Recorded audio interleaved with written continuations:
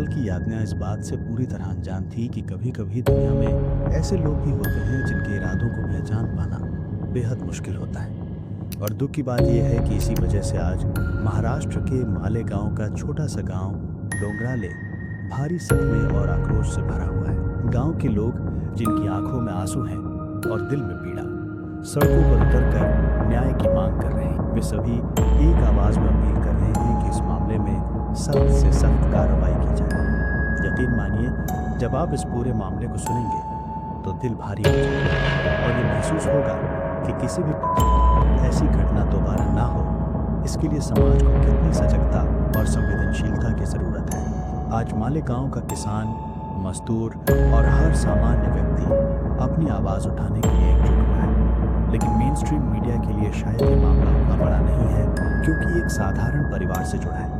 इसलिए मेरी आप सभी से गुजारिश है कि इस घटना के बारे में जागरूकता जरूर फैलाएं, क्योंकि ऐसे मामलों में हमारी आवाज ही बदलाव ला सकती है। ये घटना महाराष्ट्र के नासिक जिले के मालेगांव के पास स्थित छोटे से गांव डोंगराले में हुई।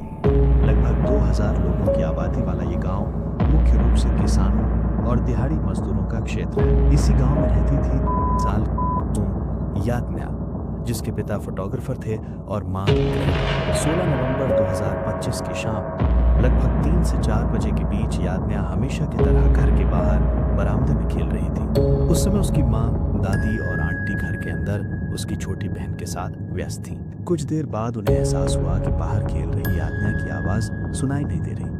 उन्होंने सोचा कि शायद वो आसपास ही किसी से खेल रही होगी, लेकिन लगभग 35-40 मिनट गुजर जाने पर भी जब वो नजर नहीं आई तो चिंता बढ़ने लगी। उस समय यातना के पिता अपने फोटोग्राफी के काम से बाहर गए थे। परिवार और पड़ोसियों ने तुरंत उसकी तलाश शुरू कर दी।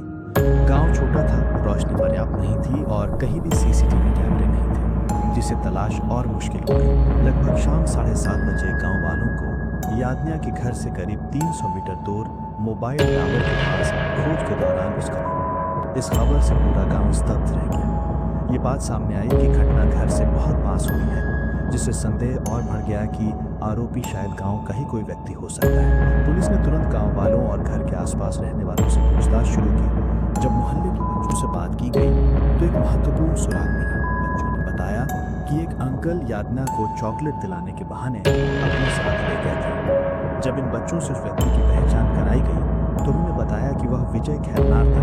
ये नाम सुनते ही सभी हैरान रह गए, क्योंकि विजय यातना के घर से सिर्फ 200 मीटर दूर रहने वाला 24 वर्षीय युवक था और मजदूरी का काम करता था।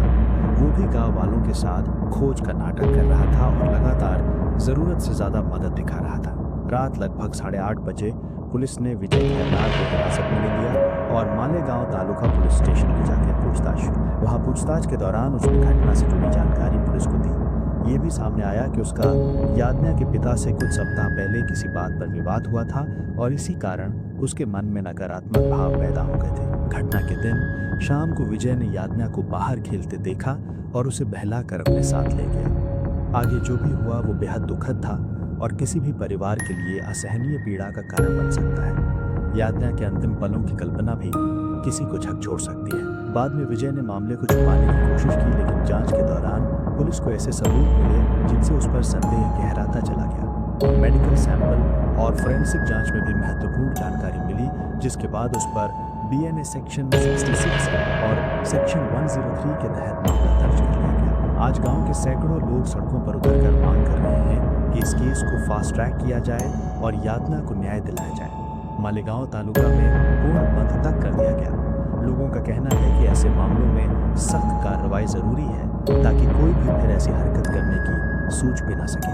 यातना के घर में आज भी उसके खिलौने रखे हैं, उसका कमरा वैसे ही है, लेकिन उन खिलौनों को पकड़ने वाले छोटे हाथ अब कभी वापस नहीं आएंगे। किसी माता पिता के लिए इससे बड़ी पीड़ा कुछ नहीं हो सकती। मैं दिल से उम्मीद करता हूँ कि आप सभी इस घटना के बारे में जागरूकता फैलाने में मदद करेंगे, ताकि न्याय की आवाज़ और दूर तक पहुँचे।